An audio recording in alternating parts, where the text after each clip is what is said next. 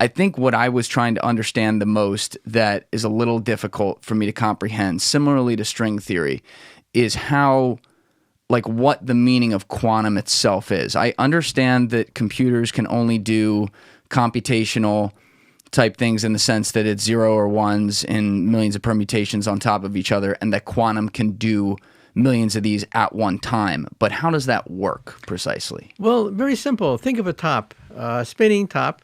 Let's take an atom, for example, and have it spin. And it could spin this way, let's say, hypothetically, or spin this way. It could be 1 or 0. So you can simulate a digital computer with zeros and one just by spinning top. But real tops, of course, spin at all sorts of angles. They can spin this way, they can wobble, they can go upside down. So how many modes are there in a spinning top that can rotate like this? Infinite number. Right. Not just zeros and one, but an infinite number of possible vibrations just on a spinning top. That is the power of quantum computers. Quantum computers compute not on zeros and ones, but they compute on all possible orientations of an atom. And how many orientations are there?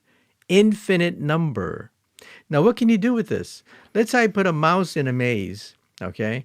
And at each joint, each juncture, the mouse has to go left or right, It's in a maze.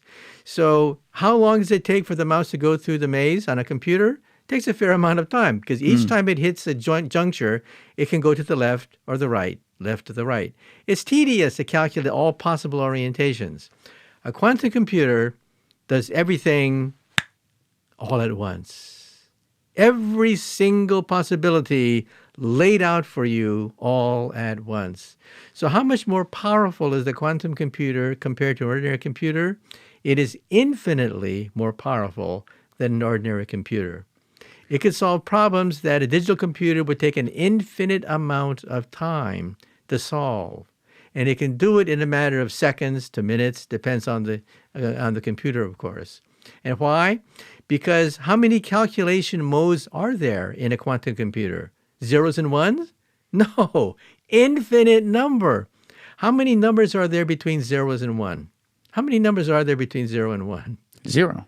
No, numbers, not just integers, but rational, irrational numbers, like 1.5, 6.7, a lot. So you're talking about a qualitative leap in our ability to compute. Now, what's the drawback? Why do we have them now? Why doesn't the CIA try to outlaw these things now? Because these codes can be broken. Codes can be broken with the quantum computer almost instantly. And so realize that the crown jewels of national governments, the codes used to protect all the secrets, can be broken with a quantum computer. Well, the reason is you have to cool these things down to near absolute zero, because the slightest cough, the slightest vibration will cause these atoms to spin out of control, and the whole calculation is ruined, okay? Now, Mother Nature could do it at room temperature. Mother Nature is ahead of us. That's why we have flowers. That's why we have forests. That's why we have leaves. The laws of chemistry are incredible. But where do these laws come from? They come from the quantum theory.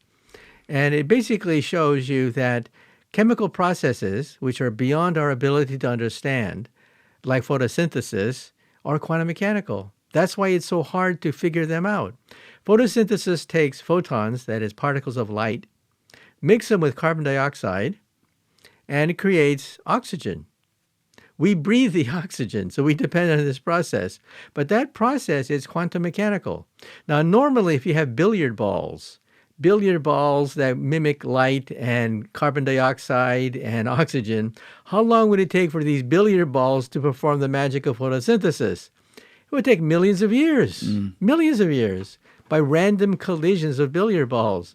But Mother Nature does it using quantum mechanics, using quantum theory. And so that's the power of the quantum theory, that allows you to take shortcuts that make chemical processes possible. For example, when you eat an ice cream cone, what does your body do to the ice cream cone? It hits it with enzymes. What do these enzymes do? They speed up the breakdown of the ice cream cone. They speed it up by a factor of millions of times. So in other words, that's quantum mechanics. Normally, ice cream would simply not be digested for thousands of years. You would eat an ice cream cone, and it would take a few thousand years for you to digest it. But you can digest it in an afternoon because of enzymes. And what are these enzymes? They are quantum mechanical. They allow you to take shortcuts, and that's why you can digest food. In other words, life itself is a byproduct of quantum mechanics. Without quantum mechanics, there's no such thing as life. DNA could not exist. Molecules could not exist. It would take millions of years to simply digest an ice cream cone. If I'm understanding this correctly, though, my mind naturally goes towards the tribalism within the human race and the fact that we have all different countries and countries have different ideas and, you know, this is what leads to wars and everything. And now I'm putting quantum potentially in the middle of that, and I'm starting to think, well, what if one country gets it first, whether it's us or China or Russia or anybody? Is there a way for them to then prevent everyone else from even getting to it? No, but it would allow you to be many steps ahead of the competition. You'd be able to break into their secrets. You'd be able to read all their codes, because all the codes that we use today are breakable if we have a quantum computer. And so the government, the U.S. government, has issued a directive saying, watch out, it's coming. Start to take measures now to prepare for the time in the future when quantum computers become possible. Right now, they're still in the research phase. So right now, we're not talking about breaking the code. We're talking about preparing for the time when this will happen. Who knows? Maybe in 10 years. Who knows when it's going to happen, but it will happen. Thank you for watching the video, guys. Please hit that subscribe button and check out this clip's full podcast episode by clicking here or in the description below.